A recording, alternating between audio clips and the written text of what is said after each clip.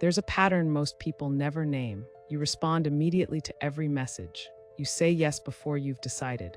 You make yourself endlessly available because somewhere inside you believe that if you're not accessible, you'll be forgotten.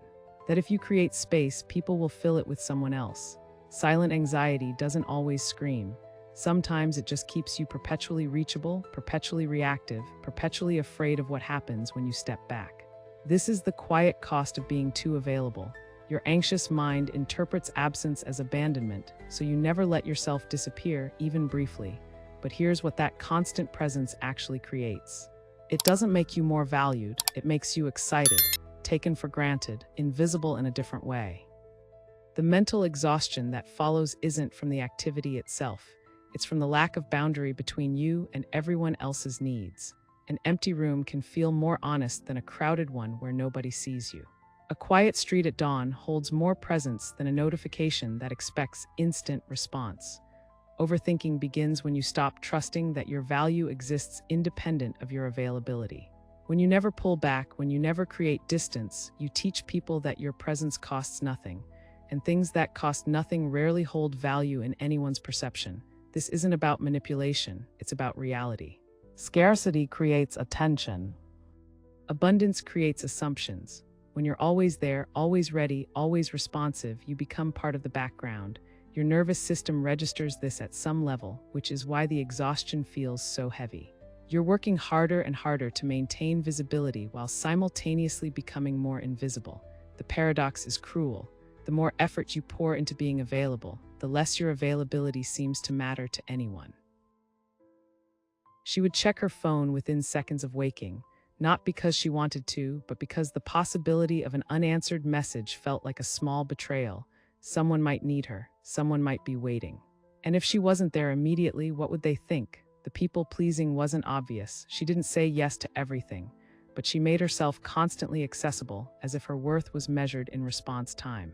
When a friend took hours to reply, she'd replay their last conversation, searching for the moment she said something wrong.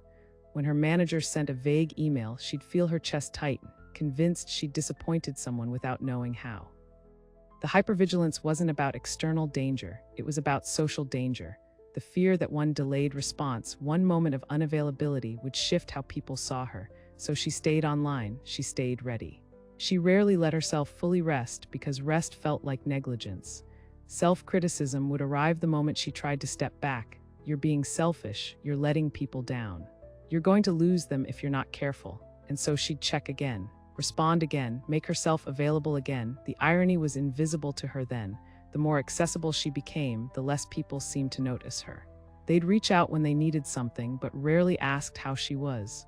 They expected her to be there, so her presence stopped meaning anything. It was just default. And when she finally felt too exhausted to keep up, when she needed support herself, she realized something painful. Reassurance seeking only worked when she was the one offering it. The moment she needed it back, people didn't know how to respond. They weren't used to her having needs. She trained them to see her as infinitely available, never struggling, always fine. One evening, she didn't reply to a group chat. Not intentionally, she was just too tired. She put her phone face down and stared at the ceiling. The guilt came immediately, a tightness in her throat, a restless energy in her chest. Her mind started generating scenarios. They're upset, they think you don't care, they're talking about you now, you've ruined everything. But she didn't pick up the phone. She let the discomfort sit there. And when she checked hours later, nothing had changed. The conversation had continued without her. Nobody asked where she'd gone. Nobody seemed hurt. The world hadn't collapsed. That small realization broke something open. Her constant availability hadn't been protecting her relationships. It had been feeding her fear. Here's what's actually happening beneath that pattern. Your nervous system learned early that emotional safety required constant monitoring. Maybe you grew up in an environment where moods shifted unpredictably, where you had to read the room to stay safe.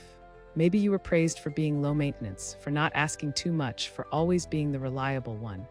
Maybe someone important to you withdrew when you weren't useful, and your child brain learned presence equals survival.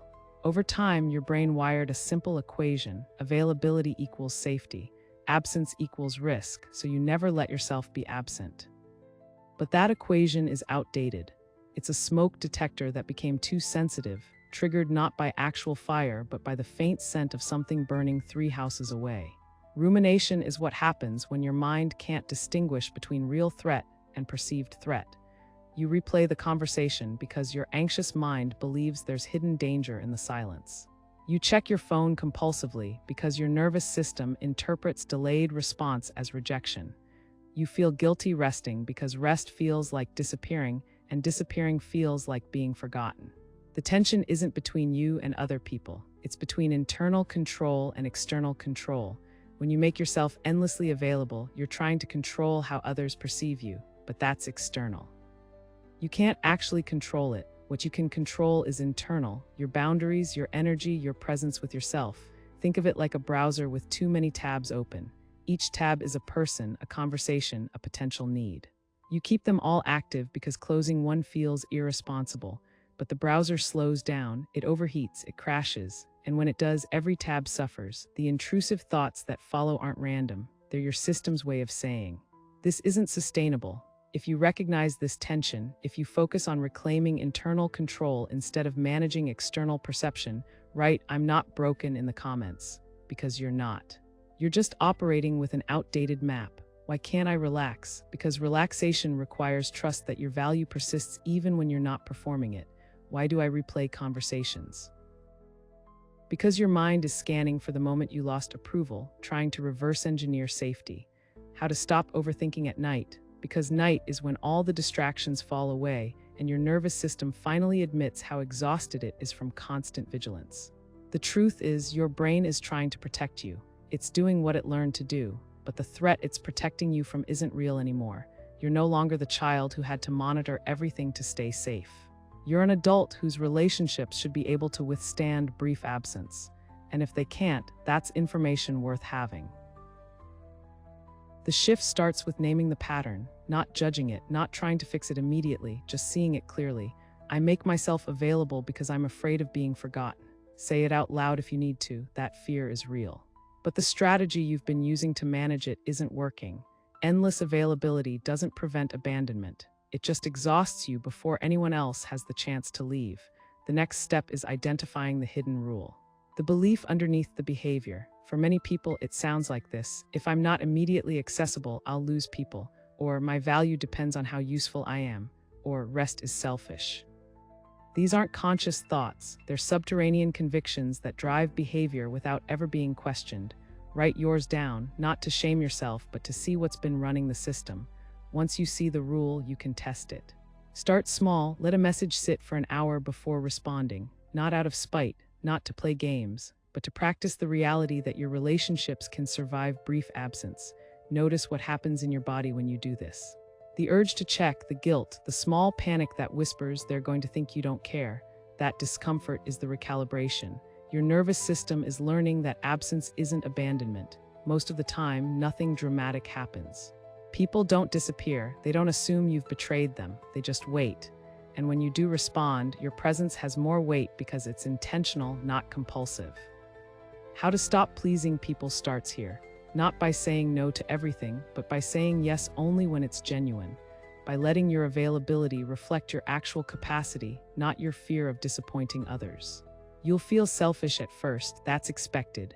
You've been overgiving for so long that normal boundaries feel cold, but they're not, they're honest. The people who matter will adjust. The people who only valued your endless availability will fade. That's not a loss, that's clarity. Another tool, practice micropauses before reacting. When someone asks something of you, when a message arrives, when you feel the familiar pull to immediately respond, pause for 3 breaths. Not to decide your answer, just to notice the reflex, to create a tiny gap between stimulus and response. That gap is where internal control lives. Over time, you'll notice that reassurance seeking loses its grip. You won't need to text someone to confirm they're not upset. You won't need to explain yourself preemptively. You'll trust that if something's wrong, people will say so. And if they don't, that's their responsibility, not yours to decode through hypervigilance. How to rest without guilt becomes possible when you stop treating rest as disappearance. Rest isn't absence, it's presence with yourself. It's the space where your nervous system recalibrates, where mental exhaustion finally gets acknowledged instead of overridden. You don't owe constant availability to anyone, not to friends, not to work, not to family. Your worth isn't measured in response time. There's another layer to this that matters. When you pull back, when you create space, you're not just protecting your energy, you're also inviting people into a different kind of relationship. One where they have to consider you, not just expect you. One where your presence is a choice, not a given. That changes the dynamic. It changes how people show up. They start asking instead of assuming. They start noticing when you're not there instead of taking your presence for granted. This isn't about withholding yourself to gain power. It's about stepping out of a pattern where you've made yourself so available that nobody has to think about whether you're okay, whether you need anything, whether you might have limits. When you're always fine, always ready, always there, people stop checking in. Not because they're cruel, but because you've trained them that checking in isn't necessary. Here's the truth that changes everything. Absence creates value, not because you're manipulating people, but because intentional presence is rare. When you're always available, your presence becomes wallpaper, expected, ignored. But when you step back, when you protect your energy, when you show up only when you're genuinely there, people notice.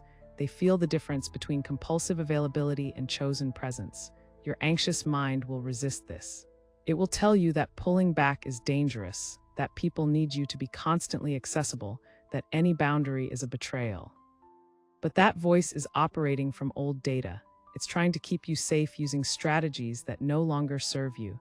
The real transformation isn't about becoming distant or unavailable. It's about becoming intentional.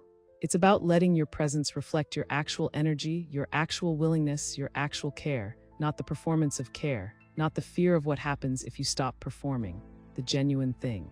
And when you do this, something unexpected happens. The relationships that survive become deeper, because they're not based on your utility, they're based on actual connection. The people who stay are the ones who valued you beyond what you could offer them. That's not a small circle, that's a real one. Think about the people you value most in your own life. Are they the ones who are always available, always responsive, always saying yes? Or are they the ones whose presence feels intentional, whose time with you feels chosen, whose boundaries you respect because you see them taking care of themselves? Most likely, it's the latter. Because the power of absence isn't about being scarce for its own sake. It's about being present when you're actually there, fully, without resentment, without the background hum of anxiety about all the other places you should be, all the other people you should be checking on. Your mind learned to survive by staying hypervigilant, by never letting yourself be unavailable, by treating rest as risk. It did that to protect you, and for a time, maybe it worked. Maybe constant monitoring kept you safe in an environment where safety was fragile, but survival mode isn't meant to be permanent. Your nervous system can learn something new. It can learn that rest is safe. That absence doesn't equal abandonment, that your value exists independent of your accessibility. This isn't about fixing yourself. You're not broken. You're just exhausted from running a system that was never sustainable. The recalibration will feel uncomfortable. There will be moments when you want to go back to being endlessly available because at least that felt familiar. But discomfort isn't dangerous. It's just your system adjusting to a new reality. One where you matter even when you're not performing. One where your presence is valued because it's intentional, not because it's constant. One where you finally get to rest without the gnawing guilt that you're letting someone down. The people who love you don't need you to be endlessly available. They need you to be okay. And you can't be okay if you never step back, so step back. Let the message wait, let the silence sit. Let yourself be briefly absent and watch what happens. Most of the time, what happens is nothing dramatic. The world keeps turning, people adapt. And you discover that your worth was never tied to how quickly you responded. It was always there, waiting for you to stop performing long enough to notice it. Subscribe to The Anxious Mind to understand your anxiety without shame and train a calmer mind. Like this video if you want clarity without judgment. If you felt this pattern in your own life, if you've made yourself too available because you were afraid of what happens when you're not, drop a comment. Share what changed when you finally gave yourself permission to step back. And thank you for watching. There's another video waiting when you're ready, but only when you're ready, not because you feel obligated.